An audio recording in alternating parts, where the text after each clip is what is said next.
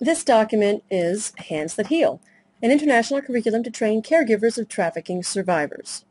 It's put out by this Faith Alliance, which includes the Salvation Army and the Salvation Army, and all the faith-based anti-trafficking NGOs love it.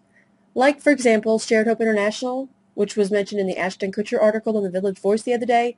Those two organizations, they do that mutual back-scratching stuff, and Shared Hope loves it. And so does Love 146. In fact, there's a list of the contributors here, and Love 146 team members, Glenn Miles and Gundalina Velasco, are both listed here. Their little bio sections mention that they work for Justice for Children International, and in 2005, when this document was produced, that was the official name of Love 146. They changed their name a couple of years back. And here on the Love 146 team member page, you can see that Miles and Velasco are the group's Asia field directors. Only the introductory section and the first 2 units of this document are available online as a preview in case you're thinking of buying the whole thing. And I want to show you just a couple of quick things. The first is in section 1.2, and it's a list of what are supposedly typical prostitution sites: brothels, massage parlors and saunas, escort services, health clinics, hotels, nightclubs, bars, strip clubs, and, of course, the internet. Yeah, health clinics. Health clinics are a typical site of prostitution. Sure they are. Yeah, okay. The other section I want to show you is 2.3, a biblical view of sexuality. And you'll notice the whole thing is set up like a lesson plan. Things all sectioned out. I'm just going to give you a few highlights. It says, each woman, man, and child who has been victimized in a brothel, a porn studio, or on the street has had his or her sexuality attacked. To help them find whole healing in Christ, caregivers must be prepared to help them rebuild their sexuality with sensitivity and understanding. Sure, yes. So we're dealing with rebuilding sexuality. That's what they mean when they talk about restoration. And then this main dialogue section where they compare 3 views of sexuality, and there's God's view, the secular view, and the view of the church. And they misrepresent the secular worldview by saying, some believe sexual urges cannot be controlled once aroused and should not be repressed. In this view, the individuals don't believe in rules or boundaries. They can do whatever they please and with whomever they please. Sure. Yeah, that's not an accurate representation of the secular worldview of sex, just in case anybody was wondering. And then they go on to do a comparison of the church's view and God's view, and they're really so similar, and it's kind of funny watching them try to separate the two out. But God's view of sex, right here at the top, tells us God created human beings male and female, says Genesis. And then the second one is humans cannot separate who they are from their gender. One's maleness or femaleness infuses one's personality, attitudes, habits, and beliefs. And I'm totally not shocked that they don't have a Bible verse to refer to on that one.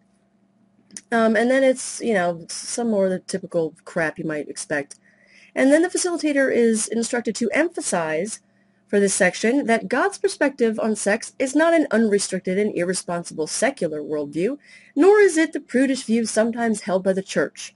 God created sex and presents it as positive and celebratory, but with specific boundaries for its protection and enjoyment.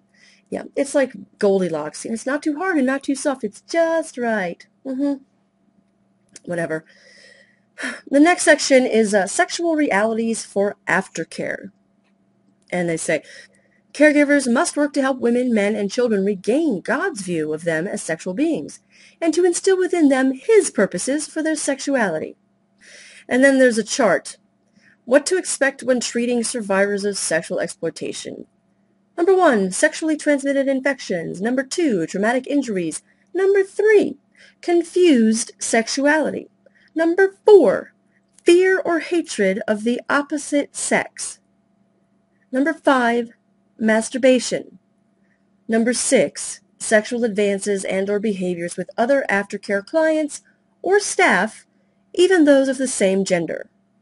Number 7, regression to former sexual behaviors and practices. The activity that goes along with that list: compile a joint list of guidelines for caregivers that will help survivors address their damaged views of sexuality and lead them to a healthy biblical perspective. And then there's the wrap-up, which is an activity. It's a role play. And this just sounds so fucked up. Well, first let me show you that in the supply list, they're supposed to have these cards. Name cards with single words.